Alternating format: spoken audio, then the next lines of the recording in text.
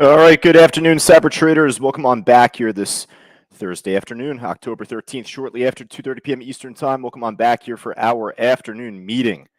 We got a lot to talk about, don't we? Geez, great to see all of us inside our live trading room. We have Michael. I saw Elizabeth just a moment ago, actually just chatting with her. Great to see Andre, Lewis, Henry, Dan, Robert, Steve, Alex, and the rest of us just joining us here right now. You could hear me, but you can't see me. Great to see all of us back on social media, Facebook Live and YouTube. So, a lot to talk about indeed, right? I mean, we'll talk about the SPY, the S&P, the move that we ultimately ended up getting throughout the morning, taking us into this afternoon call. But, right now, sober, hey, it's actually been otherwise a day of familiar names, a day where we ended up seeing former runners begin to squeeze back up. Runners that we ended up trading from the past week, past 2 weeks, the past year, really, ultimately, right? I mean, obviously, DWAC, we ended up trading early this morning, and then after the market opened up, that was a stock back from really 1 year ago, this time last year, where we were trading that at our Traders Summit here in Long Island, New York. I shouldn't say here as much, considering I'm now in Florida. How about that? But, nevertheless, that was a stock from a year ago that we ended up trading. Here, Sober, SOBR, a stock that, I mean, ultimately from the last month straight on and off, we've been really following from mid-September to now. So, hey, this is squeezing back up once again here. It's holding over the VWAP and 3 really well. That's a strong combination of a level to watch. So, squeezing back up off the VWAP right there, the sober trade. I'll put this on our main list right away to begin. SOBR. Now, there's a couple of other stocks otherwise that, again, former runners that we ended up trading, not just from this past week, but from the past year or so, right? Let me just jump ahead to the S&P right now, the SPY ultimately, and let me do it just this way so my platform doesn't crash on me, but nonetheless, there we go. We got a hell of a squeeze today, didn't we? We talked about this during the morning meeting at 9 o'clock Eastern time. These are FIB levels I ended up setting up even later on, but ultimately from the pandemic low back in 2020, we ended up seeing, a nice bottom there. Ultimately, we ended up using a FIB retracement set early this morning during the morning meeting, and I'll put this back up. I'd really like to because it's quite interesting to see at least, to see such a sharp drop coming off the CPI numbers earlier this morning and the initial jobless claims. It's very intimidating to look to, try and find a bottom, look to try and long.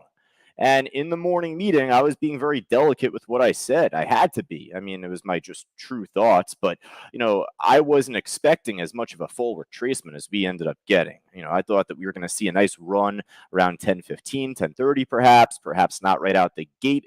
But ultimately, I was looking here on the weekly chart from the SPY right off the 50% retracement from pandemic bottom to the top here that we ended up getting, right? I showed this at 9 o'clock this morning. So, that's a quick just adjustment of this set. So I had said roughly around 348 to 349, right? Well, we ended up getting that bottom early this morning, but it took a little bit, right? We ended up seeing some consolidation prior to 10 o'clock and then, or prior to 9:45, perhaps a little bit early, but ended up making a big pop from that point, ended up making a big squeeze up towards 354, consolidated around there for a little bit, but completely exploded after. So ended up taking off all the way up towards high of the day, roughly off that 367 price. I mean, made a full recovery and then some. I was not expecting to see that. In fact, actually, give me a quick moment for all of us inside the live trading room. I'm just noticing a big mistake I made. I think that you could see Rich's screen right now inside the room. I didn't set that up just yet. Give me a quick moment here for all of us in social media. You guys are all good. I'm I should have done this earlier. My apologies. For Dan and Robert and all of us inside the trading room. Voila. There we go. Caught that on my own. So with saying that, the SPY ended up bottoming out roughly around that 348, 349 price. And from that point, I mean, I was not expecting as much of a full retracement recovery back up as we ended up getting. Who really can when we ended up getting that much of a drop off, right? So, even though we were expecting to run at first, to see it just continue to blast up to recover and break new highs from pre-market, Man, that was pretty crazy. So, with saying that, there's a few different trades that we ended up following with the SPY today, really throughout the morning, heading into the afternoon. NEO, NIO, is one that we often call out here inside our live trading room. We had the airlines and cruise lines all look to make a nice squeeze up early with the market. CCL, NCLH, we just had up. American Airlines here off 13. I was looking at that earlier as a trade opportunity with one of our students in coaching, and it ended up ultimately making the move that we were looking for. Just took a little while, though. Broke under 13, was holding under there but it's still a nice trade, though, right? There's a lot of opportunity if you know what to look for, right? Finding big levels, waiting for that stock to break through one of your big levels on the way up. So, I'm sure that we'll run into some side list stocks here as well at the end. We'll just check back in with those. But, I'd said initially, hey, this was a day where we ended up seeing a bunch of different familiar runners or familiar names begin to run back up again. Sober right now, as I'm talking, this thing just blasted back up. We started off with this trade, here in the afternoon meeting here. So let's go from top to bottom. Really, otherwise, we'll recap everything that's ran so far. NutX, this stock ended up making a big move for us heading back into the beginning of September, ultimately dropped right back down. So, that was a day trade back then. And then really back from April time, made this huge parabolic squeeze up from you could probably say right around 354, whatever that is, that bottom there at the time, all the way up towards just about 50. That's a legitimate move, folks. Now, with saying that, hey, normally when a stock runs up that much, it's going to thin out. So, the more it squeezes up, we're not going to be as confident to expect perfect continuation or really any volume-based trade, kind of more like hope and pray. And that's not what we look for here inside the trading. So, hey, it ended up squeezing up that high, but we ended up taking a good amount of money on the table or off the table back then in April. If this stock can make a fraction of the type of run that it made for us back then, that's a home run. We're not looking to swing trade this. So, hey, one of our students here today had mentioned that they had jumped in off 64 cents. He's killing it, Alan. He didn't know why it was squeezing up that much. Did news come out or what? I didn't see any news out on this trade, folks, as far as I saw. But, I was saying to Alan and to all of us here, just, hey, expect resistance right off $1. Ended up topping off there just a little bit earlier, but blasted higher from there, just prior to us starting this meeting. I feel like at some point, big trees fall hard. This is already up 87%. Let's hope to see this end up perhaps breaking under $1 briefly, but then right back above it, a slingshot. If it can make that type of move, I'd be extremely interested in jumping into this NutX trade myself. But from that point, you would want to see it really begin to run higher. So, just be mindful for that particular move, the break under and then back over $1, and then we'll see what happens. All right, so we got the Lace trade coming up next. We'll just skim through here, but Lace, hey, it's gaining our trust once again. Another big move up here today, third straight green day in a row, it seems here for Lace. Ended up breaking above its opening print pretty nicely heading into the late morning, early afternoon. It broke under it earlier, 404 here as support, resistance, retest, where for as long as it took to retest, you're expecting a false break and consolidation. So this really did play well to its level here. The opening print at 404 broke above it, led to a great 25-cent run from there, pulled back, held it beautifully as support, bounced back up for 25 cents just about. So with saying that, you know what, hey, I like this trade as of now. You got some volume on the ask at 430 and 428 to worry about first. It seems to be holding under that price really well across the afternoon so far. But yeah, Lace, why not? We'll put this back on our list. All right, let's keep it going. Yeah, the DWAC trade from earlier. I want to jump to the equity, not as much the warrants. You could trade the warrants, but if they're pretty illiquid, then it's going to be a lot tougher. This doesn't make it much easier here looking at the order book, though. So DWAC, and allow me to delete my lines here. I had up from a coaching call to one of our students earlier. At this point, we're not going to really look to follow this trade, but from the market open, man, this thing ended up making a huge push at first. We had this on our pre-market list, on our main list, so we were all on top of this trade right out the gate from the market open. Ended up getting halted right off nearly the highs, unfortunately, though. Ended up reopening up pretty much right around that same area, like 2105 or 2103. And from that point, unfortunately, completely crapped back down.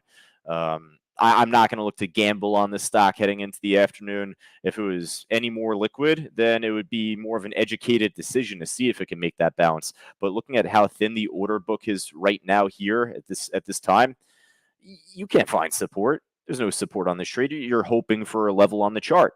So, I'm not going to rely on hope as much more than anything else. So, let's see what else we got. Had the Rev trade, another familiar name, back from mid to late June heading into July, ended up breaking out. It was like a dead cat bounce of sorts for as much as it was dropping off back then. We ended up catching it going back into the end of June, early July, squeezed back up, and a second win type of move here. So we are familiar with this stock, Revlon. Ended up making a big squeeze up early this morning. So right now, it's holding over 5. That's a decent enough level to keep your eyes on, but it already bounced off of there a few times today. So unless if it pops during this meeting, I'm not going to be as inclined to follow it at this stage. I'll put it on our side list, though, for right now, the Revlon trade.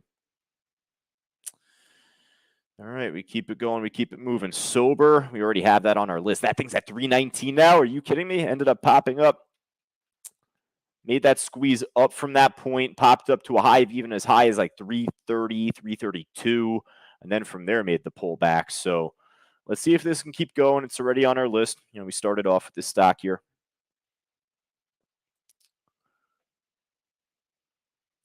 SNTI, familiar name, popped again today this morning, but not looking as good right now. IMUX, another big pop on this trade. I mean, back from earlier this week, from Monday up until now, it's been running up Actually, let me go over this trade with you folks. All right, so the IMUX, it's like, geez, I'm here all throughout the day today, taking a lot of trades, actually, specifically today. It's been quite the afternoon. You forget about a couple up until you see it. So Robert and I were on a call earlier today, a coaching session, and we were looking for we ended up kind of like falling into this trade. It was like running up really well at the time. So we missed out on the run, right? Robert and I missed out on this run up. I turned over to it way too late. I was like, holy crap, I can't believe that it's back up again, breaking above the highs. Well, Robert says to me, he's like, well, hey, like I'm looking to short this thing. Like, I think it's like moved up too much right now.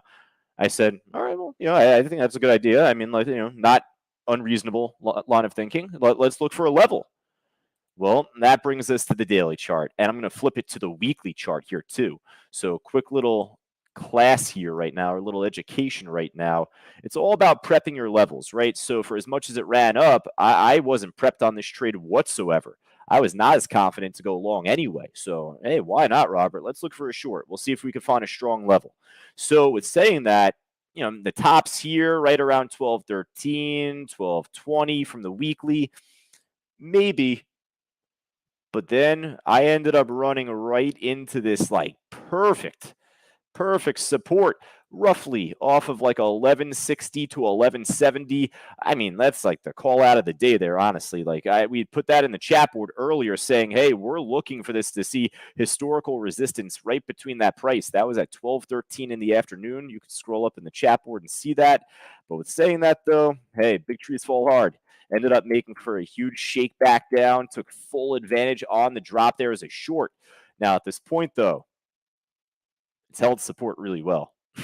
really, really well. So, hey, if it breaks below 11 again and the 10 to 11,000 shares currently on the bid, it's possible for a new entry on the short trade. But otherwise, I mean, hey, it's volatile enough. It's, moved up really well for us the last few days. I don't mind slipping this just on our list regardless to see what happens on this trade, the IMUX trade.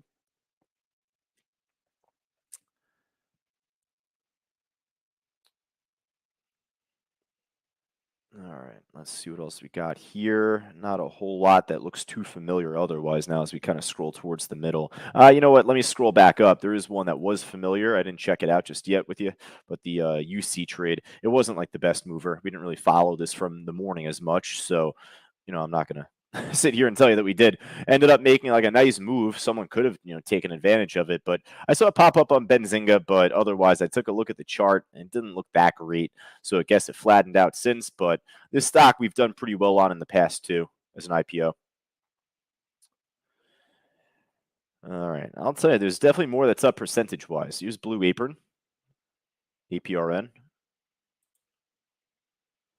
Trying to make it squeeze back up here, higher low, right off resistance from like 230, 231. That's not too bad, or 229 even, but we'll check back in with this perhaps at the tail end. Let's hop over to the loser side right now. Let's see if there's anything looking just as good, if not better. Market's up today, so I'm not expecting to necessarily see as much brand name on the loser side. Etsy, pretty expensive. It's down big. Yeah, I mean, it's moving. It's like making like a nice rounded bottom, you could say, roughly off of like 95.50 to 96. Here's the LU trade. We were watching this back from, I think, like a few days ago. Jobby. And this, unfortunately, was like a pop and drop type of move for us back earlier this week. BEKE, we are familiar with. It's down over 6%. It's looking a little slow here recently. It's been trending down nicely across the mid-afternoon, but don't have a great need to put this on our radar right now. Folks, let me know if there's anything else that looks good. We'll jump back to Rev. We'll jump back to one or two more if you want me to jump back to anything else. Take a look at SNTI briefly. Seems to be squeaking back up right now from like 380-ish, 390, 391. Back up to the VWAP, perhaps you could say. Showing a little strength here. We don't have a big enough list anyway, so. All right, for any one of us on social media, Facebook Live, YouTube, let me know if there's any questions or any stocks that you would want us to look at here. From earlier, Tim was asking about the NutX trade, which I'm just catching his comment right now. So, Tim, my apologies, sir. We talked about that trade just a moment ago, which I'm sure that you saw. It was testing $1. It just broke below $1, though. Let's see what happens here on this trade now. I can just tell. There's the shake. There's the shake. Let's see it begin to sneak back over $1, though. We're going to keep this on our list for right now, but you want to see a pretty strong bounce. The fact it's already 5 cents south of $1 already is not as good of a sign. So, we'll see what happens here on this trade. Maybe it bounces off the VWAP off around like 88 cents, but even at that point, it's got a ways to go to get back up to said highs again. All right, folks. I think that might just about wrap it up here. That might just be about. That might just be it, folks. Let me just check in on Rev here.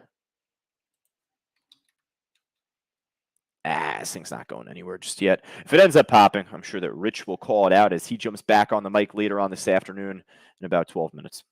All right, folks, for all of us on social media, Facebook Live, YouTube, I appreciate you folks sticking with me each and every day, each and every afternoon.